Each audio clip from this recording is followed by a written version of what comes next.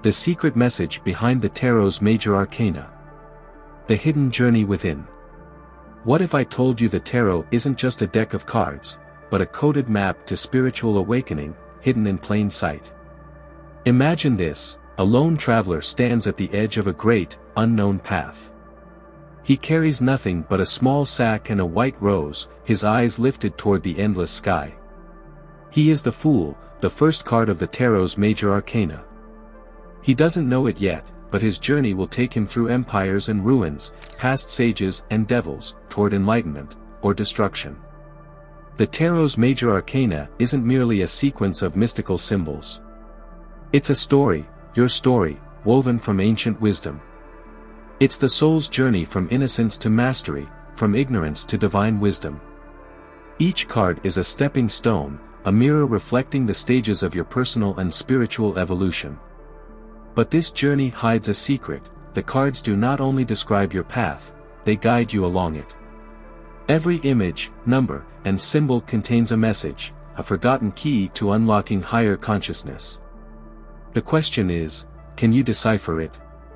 Let's begin by uncovering the true purpose behind the major arcana, a purpose few ever realize.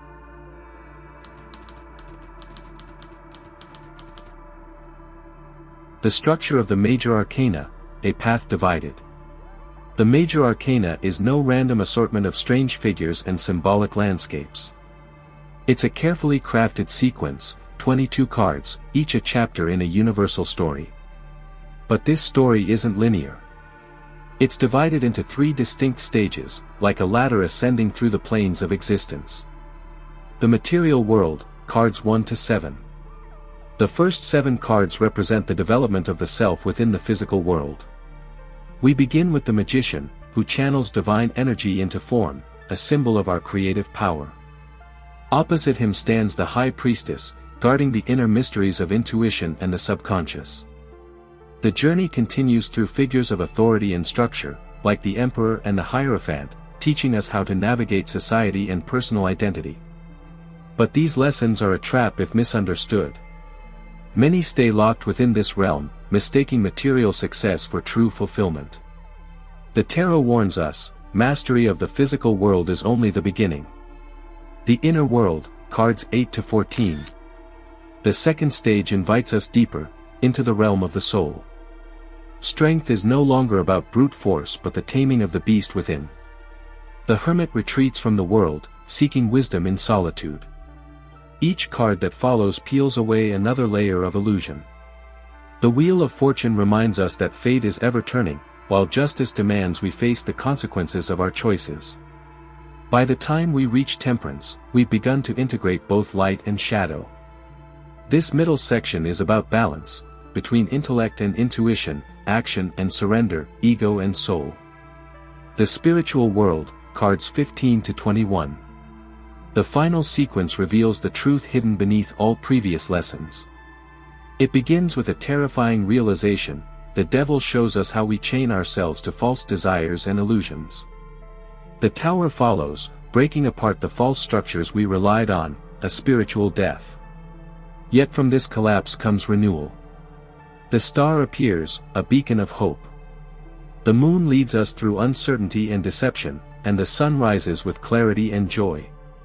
The final 2 cards, Judgment and the World, mark the soul's rebirth and ultimate unity with the divine. But why is the path built this way? What ancient truth is it trying to teach us?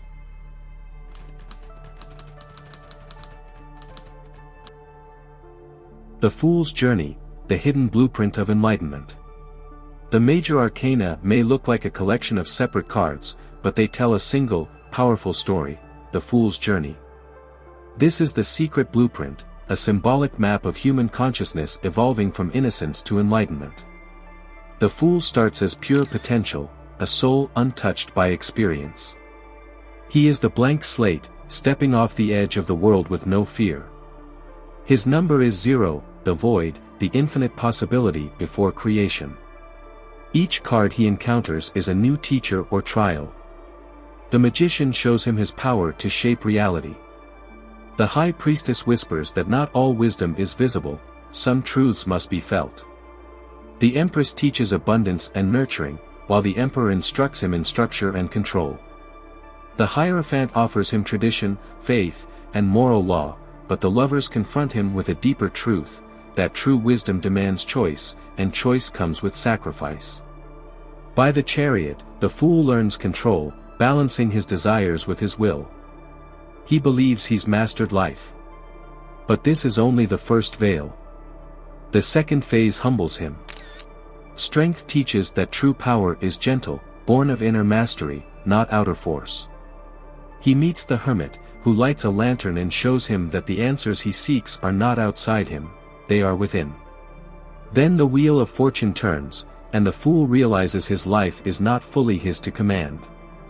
Fate, cycles, and karma move around him, indifferent. He faces justice, who weighs his soul. He sacrifices more, descends into the hanged man's surrender, and meets death, not as an end, but as transformation. Now stripped of ego, he emerges into temperance, learning alchemy, how to blend his shadow and light into a balanced whole. Yet the journey isn't done.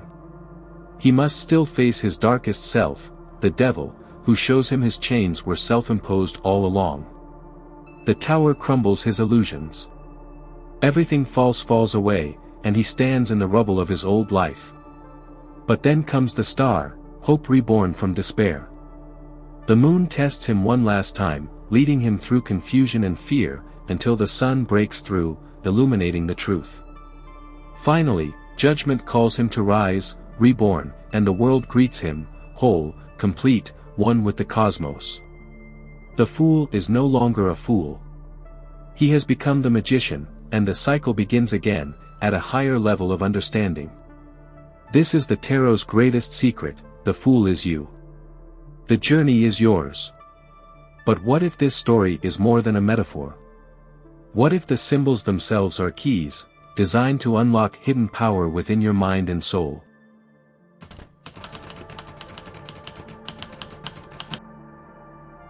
The symbols, hidden codes of the subconscious. The images in the major arcana are more than art, they are ancient sigils, designed to bypass the thinking mind and speak directly to the subconscious. Every detail, from the colors to the positions of the figures, holds a deeper meaning. Take the magician, for example. His right hand points to the sky, his left to the earth, as above, so below. This gesture isn't random, it's an invocation of hermetic wisdom, a reminder that the spiritual and physical worlds are mirrors.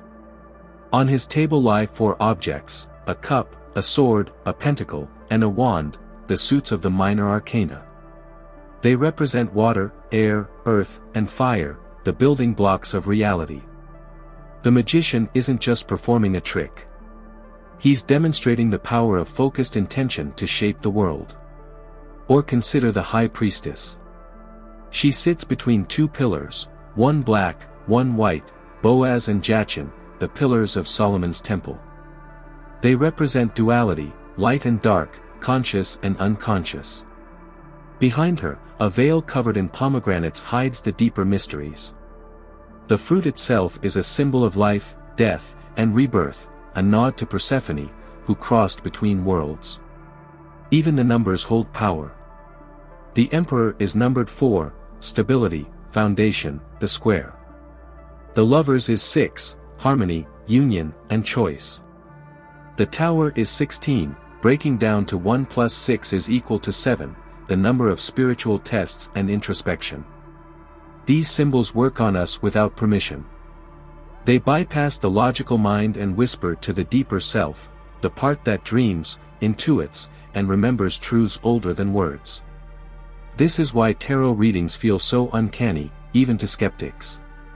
It's not the cards predicting your future, it's the symbols awakening the parts of you that already know the truth. But symbols alone aren't enough. The tarot's true power reveals itself when the cards are used, not as a tool for fortune-telling, but as a guide for transformation.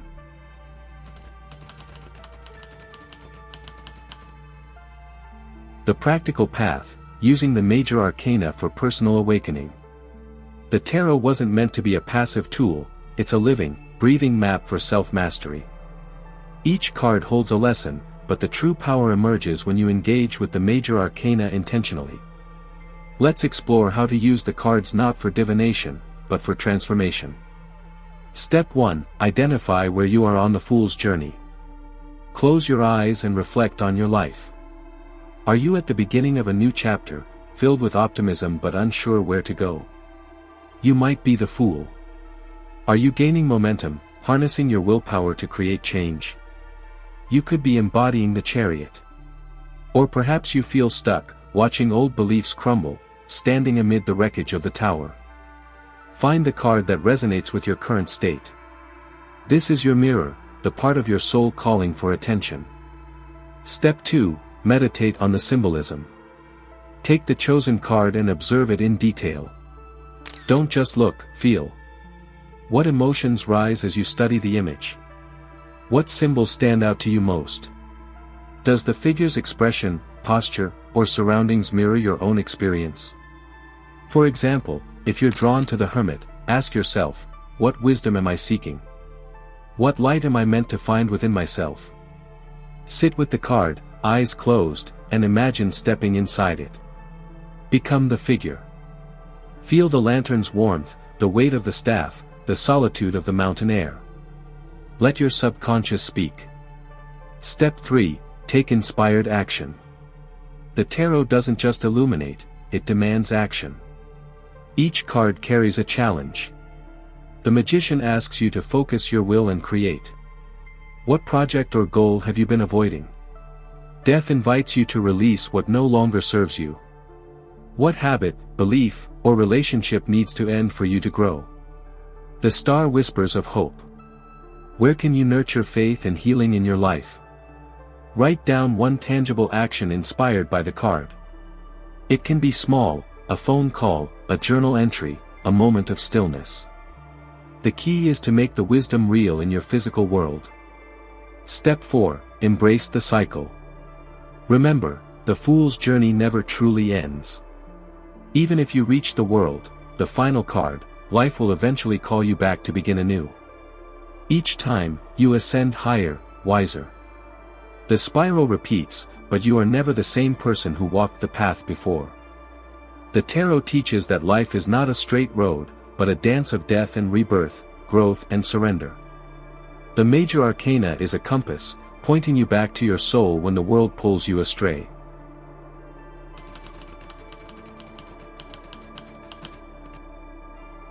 The final revelation, the tarot as a mirror of the universe. What if the tarot isn't just a map of your personal journey, but a reflection of the very structure of reality itself? The ancients believed that the universe is a great, living mind, a cosmic consciousness that dreams existence into being. The tarot, with its 22 major arcana cards, mirrors this blueprint. The number 22 is no accident. It's the same number of letters in the Hebrew alphabet, each letter said to hold a key to creation. In Kabbalistic mysticism, these 22 paths connect the Sephiroth, the spheres of divine energy on the tree of life, mapping the soul's ascent back to the source. The Fool's journey, then, is more than personal growth. It's a microcosm of the soul's eternal return to unity with the divine, the journey of all consciousness. The Fool is the universe awakening to itself. The Fool begins as nothing, zero, the void, yet holds the potential for everything. In this way, the Fool mirrors the Big Bang itself, the moment nothingness exploded into existence, birthing all matter, energy, and life. As he moves through the cards, he experiences polarity, light and dark, masculine and feminine, structure and chaos, just as the universe balances creation and destruction. By the world, the Fool becomes the cosmos itself, whole, eternal, ever-turning. And yet, the cycle starts again. Even the universe, after expanding, must eventually contract, only to be reborn. The tarot whispers an ancient truth: you are not separate from the universe. You are the universe experiencing itself. The journey of the Fool is your journey, and the wisdom hidden in the cards is the wisdom hidden within you. The final question. So now, I leave you with a question, one only you can answer. If the tarot is a mirror, and you are the Fool, what chapter of your journey are you living right now? More importantly, who will you become when you reach the world? The cards hold the keys. But the path? That's yours to walk.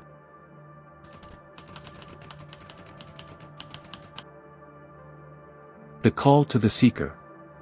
The Tarot's major arcana is more than a deck of cards, it's a blueprint of the soul, a mirror of the universe, and a key to your own awakening. But knowledge alone isn't enough. The Fool's journey isn't meant to be studied from afar, it's meant to be lived. So I ask you, fellow seeker. Which card calls to you? What lesson is life presenting to you right now? Are you ready to take the next step on your own Fool's journey? If this exploration sparks something within you, a question, a realization, or even a sense of wonder, let me know in the comments. Share which card resonates with you most, and why. And if you're ready to uncover more hidden truths, subscribe and join our journey into the ancient, the mystical, and the forgotten. This is just the beginning. The path is waiting. The Fool is already walking. The only question is, will you follow?